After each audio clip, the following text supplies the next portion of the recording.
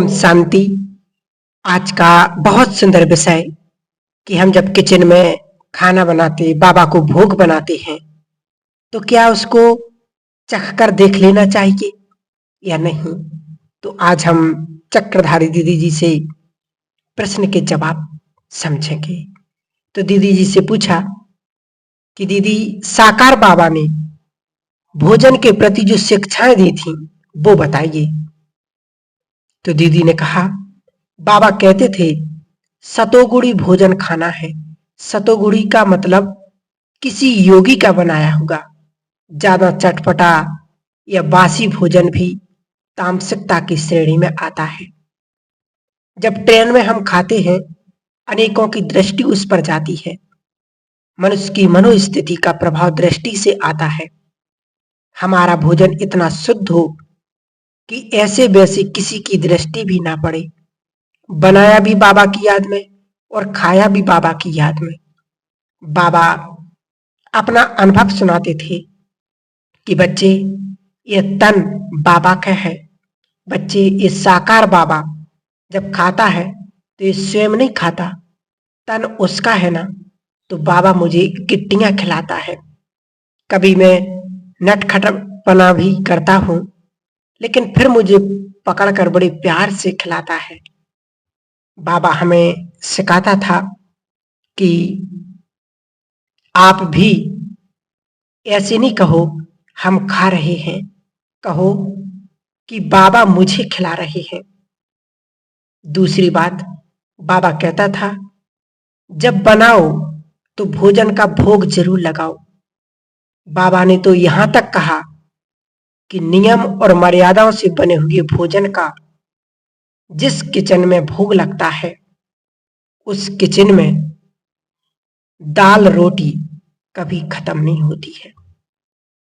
सदा किचन में भोजन भरपूर रहेगा।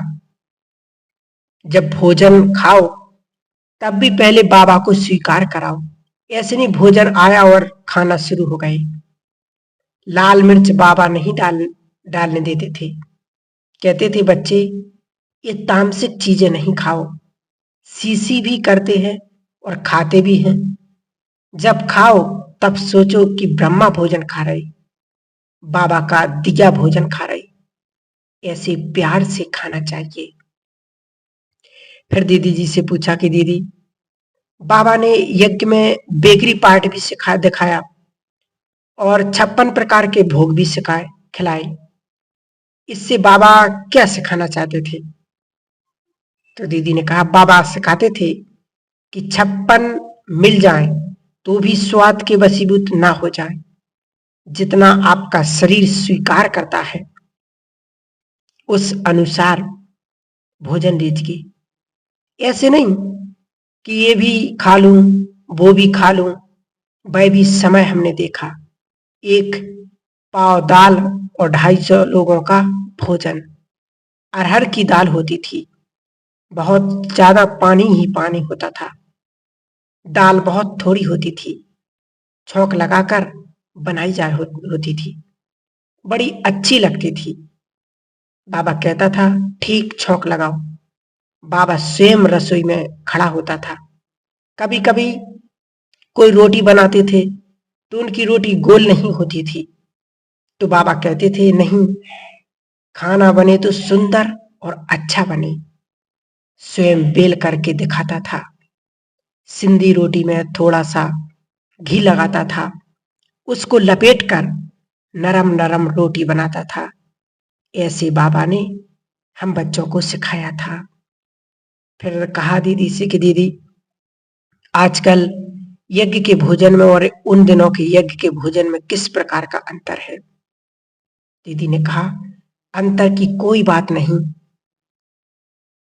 एक समय था कि यज्ञ के वध से ही भोजन बनाते थे। फिर धीरे धीरे पार्टियां ज्यादा आने लगी।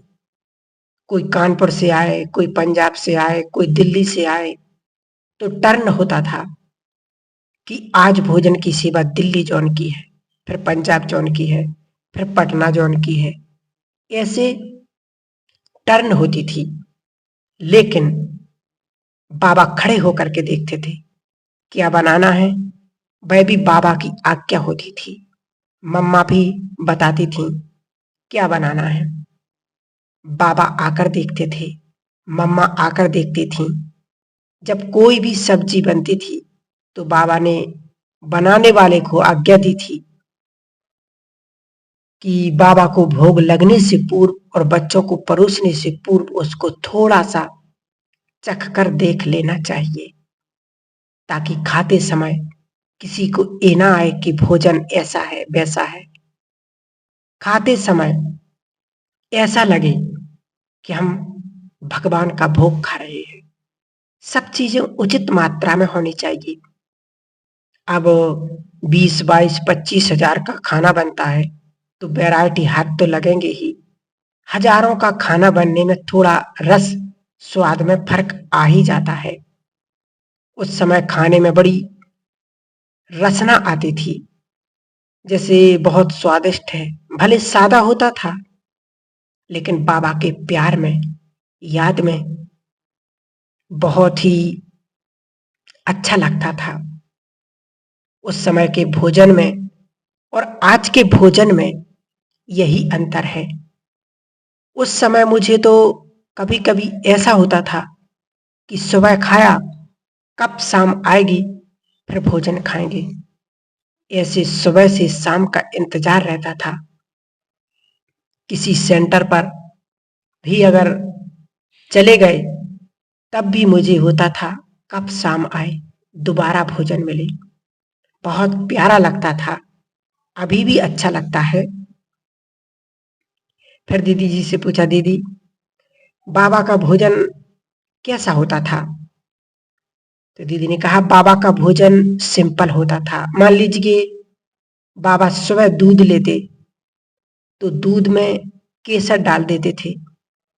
बाबा थोड़ी सी चाय लेते थे, लेकिन ज्यादा काली वाली नहीं, अच्छे दूध वाली चाय लेते थे। खाना तो हमने बाबा के हाथ कई बार खाया। बाबा की पतली पतली फूली फूली रोटी होती थी, छोटी रोटी होती थी, बिल्कुल छोटी भी नहीं, ठीक होती थी।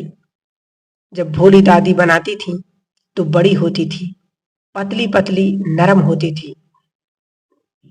एक रोटी या ज्यादा से ज्यादा 1.5 रोटी खाते थे। छोटी होती थी तो 1.5 रोटी खाते थे, इससे ज्यादा नहीं खाते थे। मान लीजिए परवल बने तो परवल सूखा भी बना, परवल भरवा भी बना, परवल रसे वाला भी बना, परवल छिलके वाला भी बना। ये 4 प्रकार की सब्जी हो गई। है एक ही परवल लेकिन उसकी वैरायटी हो गई। बाबा में थोड़ी वैरायटी लेता था, ऐसे नहीं कि वैरायटी सब्जियां लाओ, एक ही सब्जी की वैरायटी हो जाती थी। तो उसी की वैरायटी करके बाबा खाता था। इतने प्यार से खाता था कि हम लोगों को सीखने को मिलता था कि खाना खाओ तो कैसे खाओ। बाबा बच्चों की तरह प्यार से एक एक किट्टी को ऐसे लगा लगा कर बड़े प्यार से खाता था, क्योंकि ईश्वर के यज्ञ का खाना है। बाबा कहते थे जो एक कण भी वेस्ट करते हैं उन्हें कण को घड़ा करके देना पड़ता है। बाबा के बच्चों ने दिल से ईश्वर के यज्ञ में डाला है और ईश्वर ने इतना करके दिया है, तो यह बेशकीमती भोजन है। इसमें प्यार भी भरा है। बाबा की खुराक ज्यादा नहीं थी। बाबा 11 बजे नाश्ता लेते थे, जैसे कोकी और पनीर। ऐसे बाबा ने हम सभी दादियों को, दीदियों को सिखाया था किस प्रकार भोजन खाना है, किस प्रकार से बनाना है और किस प्रकार से आत्माओं को खिलाना है, ताकि वो ब्रह्मा भोजन की महिमा समझें, उसकी वैल्यू समझें। तो ऐसे महान तपस्वी थे हमारे प्यारे ब्रह्मा बाबा। तो हमें भी अब इसी प्रकार से अपने भोजन को बनाना है, चाहे घर में माता बहनें घर में बनाती या सेंटर पर बनाती, बड़े प्यार से उसको बनाना है। किसी को भी खिलाना है तो सबसे पहले उसको चख कर देखना कि सही है या, क्योंकि बाबा को भी अगर लगाते तो बाबा को भी, क्योंकि वो भगवान है, वो हमारा पिता है, उसको भी हमें चेक करके फिर खिलाना है बाबा को। ठीक है, ओम शांति।